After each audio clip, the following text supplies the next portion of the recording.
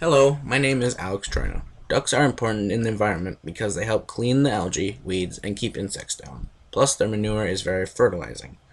Ducks have relatives from around 65 million years ago. Closest to them was called the hadrosaurid. Has the same body type and bill structure. As you can tell from the world picture, ducks almost inhabit every part of the world except for Antarctica. They can adapt pretty well to their environments. The life cycle of a duck is pretty plain and simple. First, they lay eggs. They brood them, or sit on them, until they hatch. After this, they follow their mom around for close to a year, learning how to swim, eat, and walk. They have different stages in life. First is right after they're born, which is their juvenile stage. Then they go to their immature stage, which is where they have the first molt cycle. Then comes the basic adult plumage they have until the breeding season comes along. This is where they become brighter, different colors to attract the females, and then the cycle is indefinite between basic plumage and breeding plumage. Certain parts of a duck's body are important to it. The beak is usually flat and has small comb-like structures called lamelles, which strain the food out of the water. Their feet become bright orange or bright red during the plumage season.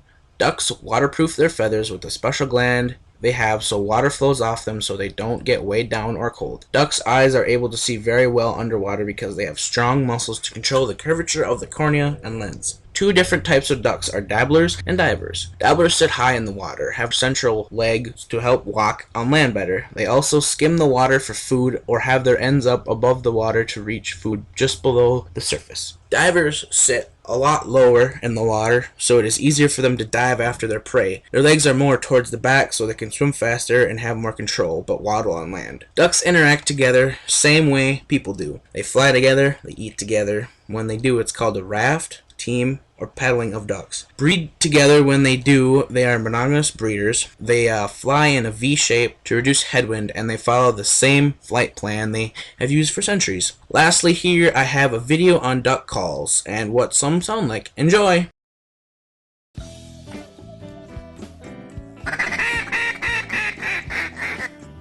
Hello, I'm Jim Martin. Welcome to this segment of Go Game Calls. This is the beginning of my duck vocalization series, and I've got my good friend Jeff Morris here to help us. He's a very accomplished duck caller, and he's going to help us learn how to become a better duck caller and get started with duck hunting. Jeff, I want to go duck hunting. I want to become a duck hunter. I want to learn how to call. I just picked one up. What's the very first thing I do with a call? Jim, the first thing you got to do is learn a single quack. Okay. The single quack is the building block for all the calls you're going to use when duck hunting. And the single quack simply is one note that starts from your diaphragm, builds up across your vocal cords, comes to the duck call with a kind of a humming sound or a raspy sound to make it sound more like a hen mallard. And it's very simply this. Being sure to open up that hand, letting that note flow freely. That particular call added together in sequences of 5 will make all the calls that you're going to make for a duck. Okay. Well, let's hear the greeting call, the pleading call, and the comeback call. All almost the same. The greeting call is simply 5 quick notes.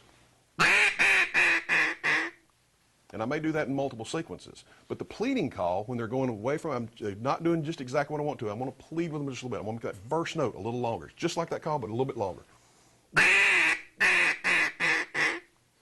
When they're in the comeback mode, they're going away from it. I need them to come back. I'm going to do the same thing, but I'm going to do it a little excited. And that's going to work them back to me. Well, that sounds great. Well, listen, Jeff, thank you so much for being here. I hope you've learned a lot. I know I have. And be sure and check our next series. We're going to take these calls that we've learned, we're going to go to the blind, and we're going to teach you how to turn those ducks around and get them to come in closer for gun range. I'm Jim Martin. We'll see you next time on Go Game Calls.